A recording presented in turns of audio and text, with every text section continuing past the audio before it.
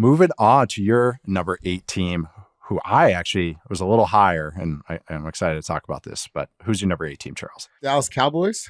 Yeah. Am I too low on them? I don't know. Am I too high? I have them at number 3 for reference, and am I too high on them? Because I don't know. I'll let you go because I'll tell you what brought me back. I'll tell you what brought me back. I got stuck because I feel like honestly I wanted to leave them off the list entirely.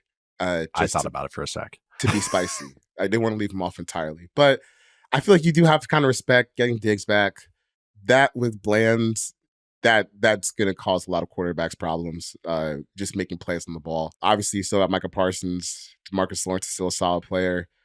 I started looking at. I still look at the middle of this defense, and I'm like, I don't really see a whole lot by the way of resistance here, unless Mozzie Smith gets a lot better than he was last year. If last year was just a blip on the radar for him, rookie struggles, I wasn't quite up to par, then that changes kind of like the whole math for them. But just based on what we know right now, I still think this is probably one of the weaker run defenses in the NFL. But man, they are going to make a ton of plays against the pass.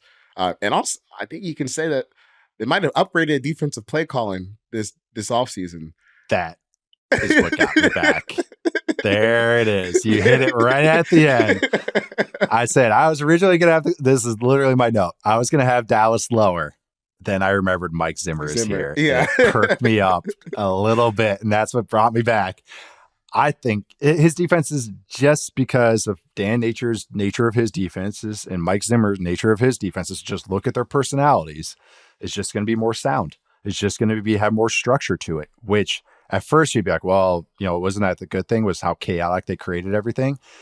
I don't know. I think it's actually going to be a little better when you kind of maybe get Micah pointed in the right direction a few more times and get all these guys playing on the same page, because last year, so this is what my first thought was, it was kind of going into last year's wildcard game was I kind of, one of my kind of lukewarm takes, I should have been a little louder one, was I think the Packers are going to have their way with them.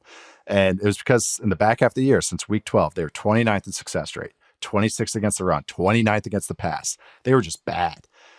Jonathan Hankins, their defensive plugger, gone. Nose tackle, gone. And you could say, yeah, we drafted Maisie Smith. Maisie Smith is like a gap shooter.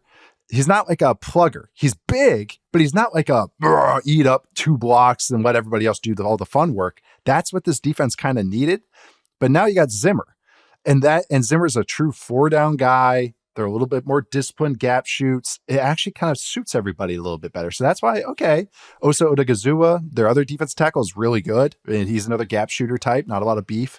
Micah Parsons. DeMarcus Lawrence is very good. Linebackers, ...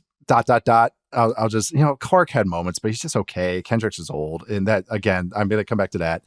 But then the back end has got what got me excited. And Zimmer with DBs and with DB group like this, that speed and versatility, that has me excited because that's what Zimmer does really well with. And also, like you said, they can create a pass rush.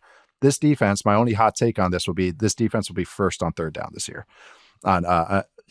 Because Zimmer's always up there. And I want to see what he does with Parsons on 3rd down, because I think he'll, they do all that double A gap stuff or over the center.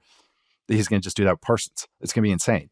So I'm very, very excited to see this defense. But I'm going to tell you, when I first started putting notes down, digital ink to digital paper, I was like, yeah, 10, 9, maybe off the list. And then I just got higher and higher because Zimmer's brought me back. Dude, yeah. I started watching, while I was looking at this, I started watching Xavier Rhodes highlights. Okay.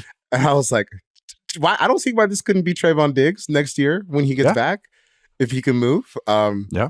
And Zimmer is he's had a lot of good corners, and this group is going to make plays on the ball. Yeah. They might. He take gives some them gambles. opportunities, right? Yeah, might take some gambles and mess up every once in a while, but that's the name of the game. So I'm really excited to watch what he does, and that was the switch that made me put them back in the top 10. They're like, oh, they got Zimmer now. They might actually. I know. It was the draft show we did. They drafted Nealand from Western Michigan. And I was like, that doesn't make sense to it. Oh, Zimmer's there. Yeah, Zimmer's there. Yeah. He's a big 4-3 DN. I'm like, oh, okay, that makes a lot of sense. Yeah. And then apparently their 7th round pick is some big burly guy from Kentucky, Justin Rogers. And apparently, Yeah, I had some Cowboys didn't fans say didn't he's going to get be our him. beef eater. Okay, well, space eater. We'll see. We'll see. But that is 10 through 8 to recap. I had the Giants, Jaguars, and Bears. Charles had the Jaguars, Raiders, and Cowboys. Let's take a quick break to pay the bills, and we'll be back with the rest of our list.